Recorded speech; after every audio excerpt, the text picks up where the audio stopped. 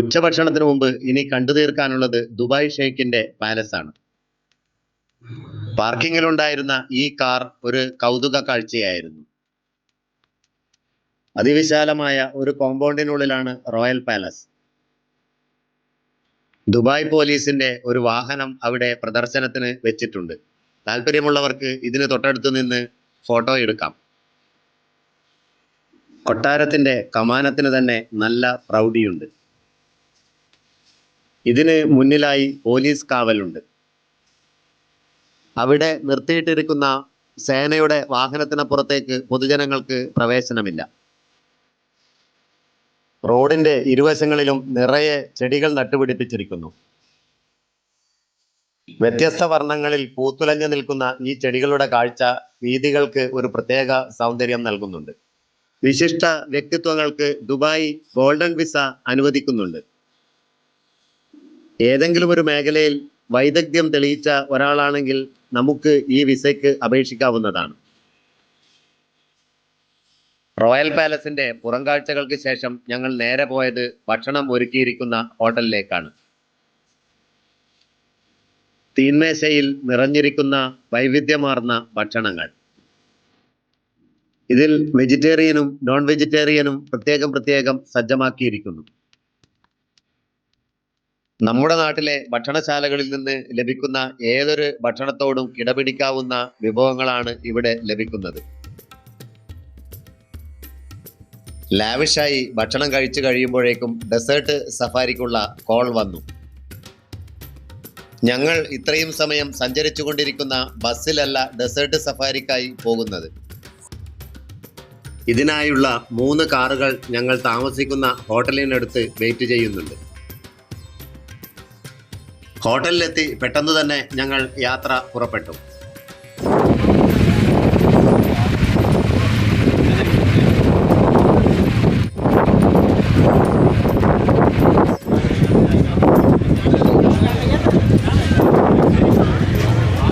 Desert റൈഡിന് സൗകര്യമുള്ള ഒരിടത്താണ് ഞങ്ങൾ ആദ്യമായി എത്തിച്ചേർന്നത്. ഇനി ഡെസേർട്ടിനുള്ളിലുള്ള ക്യാമ്പിലേക്കാണ് യാത്ര.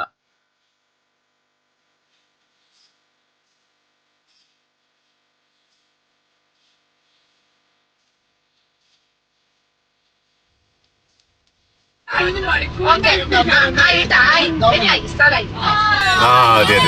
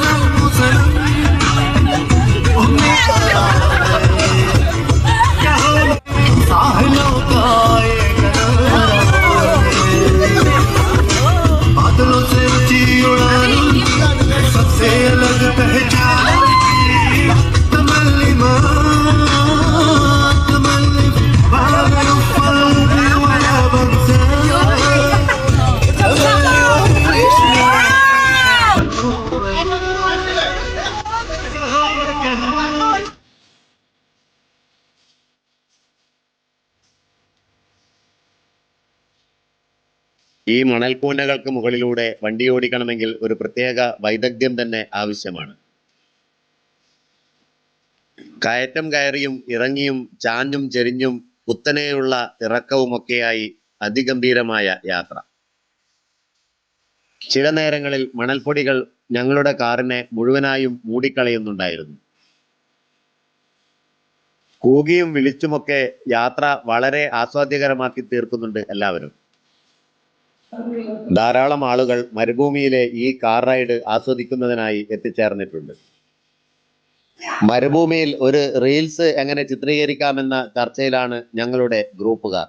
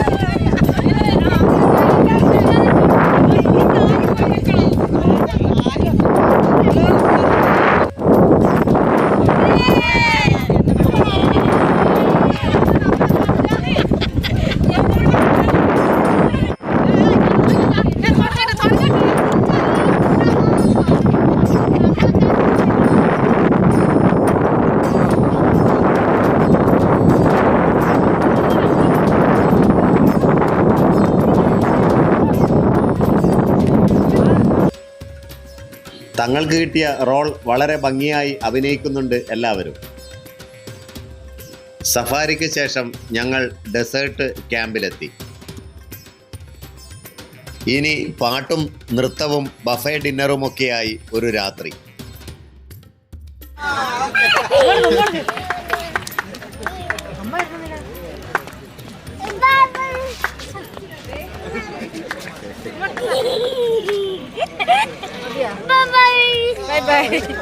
Bye bye.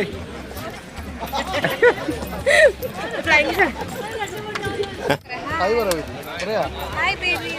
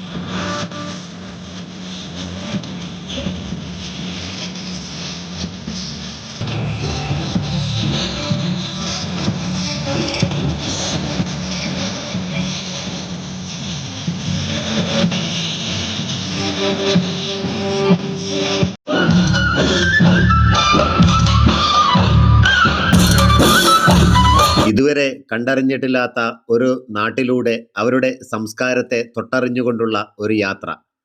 മനസ്സ് ഏതോ ഒരു മായിക പ്രപഞ്ചത്തിലൂടെയുള്ള യാത്രയിലാണ്.